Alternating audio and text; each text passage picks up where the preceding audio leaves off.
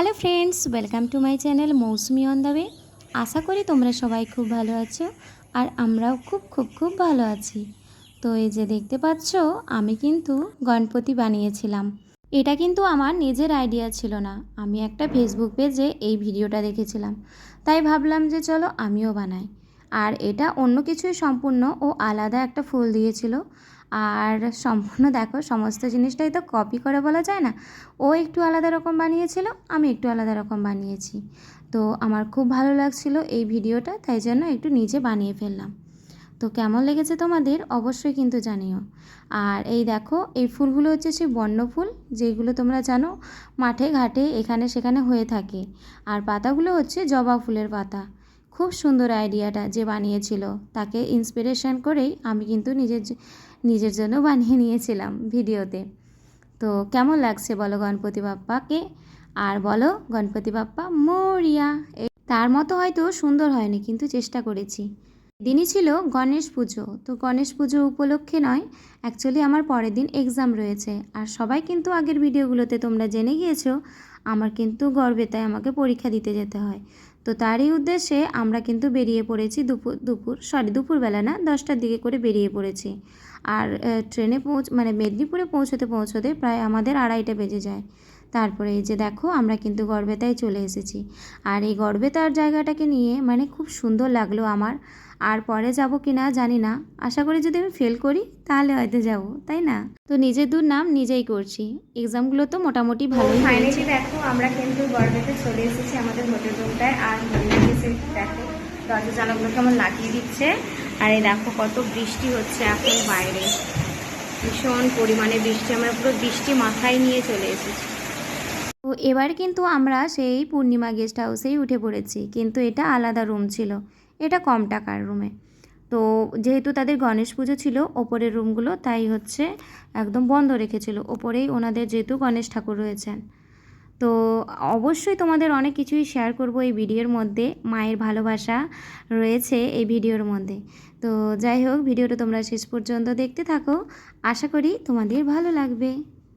জানো তো, ট্রেন থেকে নামার পরেই আমি তর সামলাতে পারিনি। আর এই ভিডিওটা একটু দেরিতেই আমি তোমাদেরকে শেয়ার করলাম। মানে রেল স্টেশন থেকে নামার পরেই আমি কিন্তু এই তালের পিঠেটা বের করি।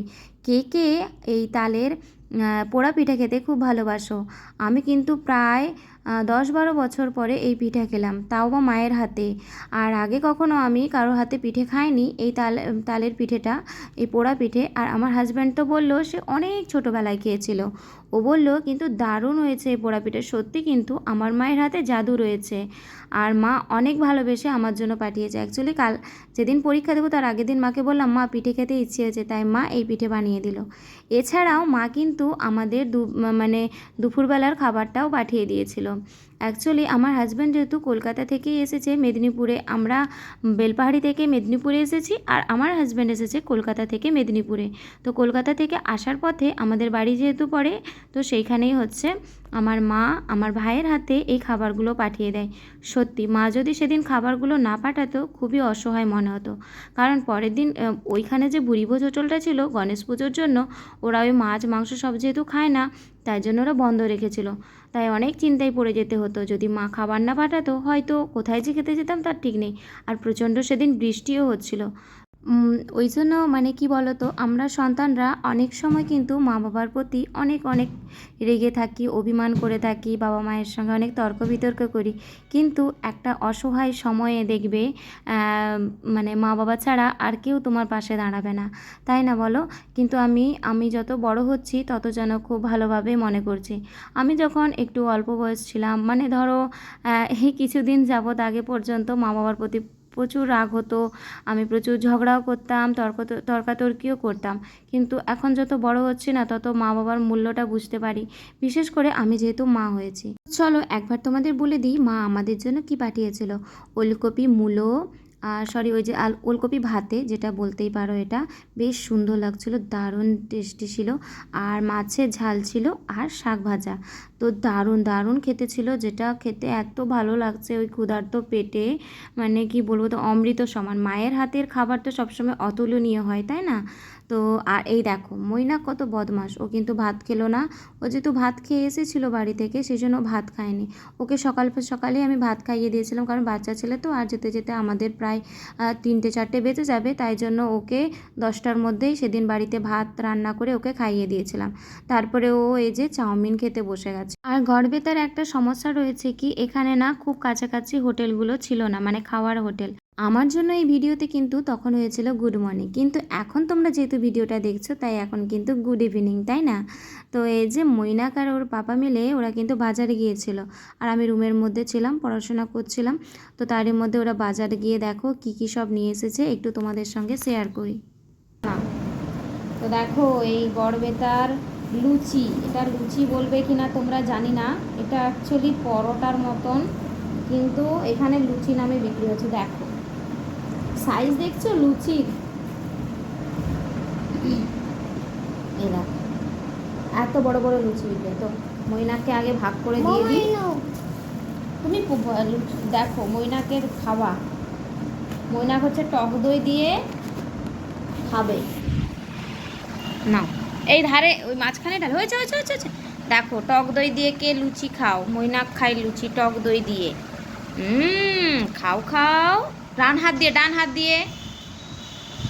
হ্যাঁ দেখো খেয়ে নিচ্ছে আমার সোনা ছেলেটা, ও টক দই দিয়ে এরকম পরোটা লুচি এগুলো সব খেয়ে নেয়।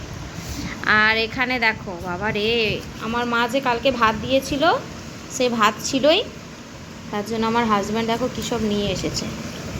এটা কি গো, লঙ্কা না কি, আচার।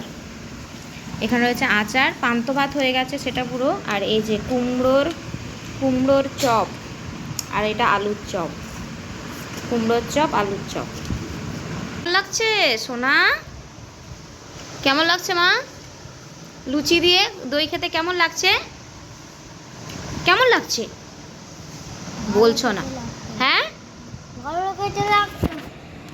ভালো করে বলো, কেমন লাগছে তোমাকে খেতে? ও আচ্ছা ঠিক আছে।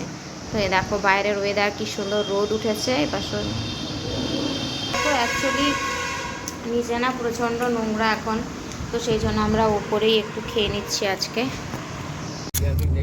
কি করো এই দেখ তো সামনে দেখ কি দাঁড়িয়ে আছে, দেখ দেখ কত বড়,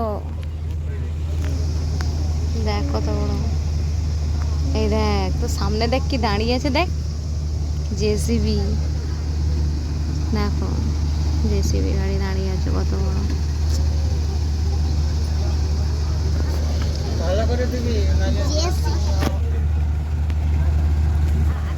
ফিরে আসার পথে আমরা কিন্তু একটা বড় বিপদের সম্মুখীন হয়েছিলাম, যেটা তোমাদের এখন দেখাচ্ছি।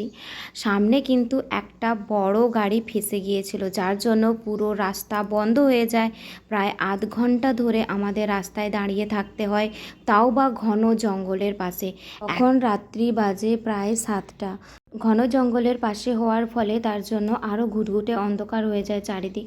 কিন্তু ফাইনালি তারপরে ওই যাই হোক জেসিপি মেশিন দিয়ে গাড়িটাকে টেনে তোলা হয়, তারপরে আমাদের গাড়িটা যায়। মানে কী যে ভয় লাগছিল তোমাদের কি বলবো। তো আজকের ভিডিওটা আমার এই পর্যন্ত, দেখা হচ্ছে আমার নেক্সট ভিডিওতে। সবাই সুস্থ থেকো, ভালো থেকো, সবাইকে এখন জানাই টাটা।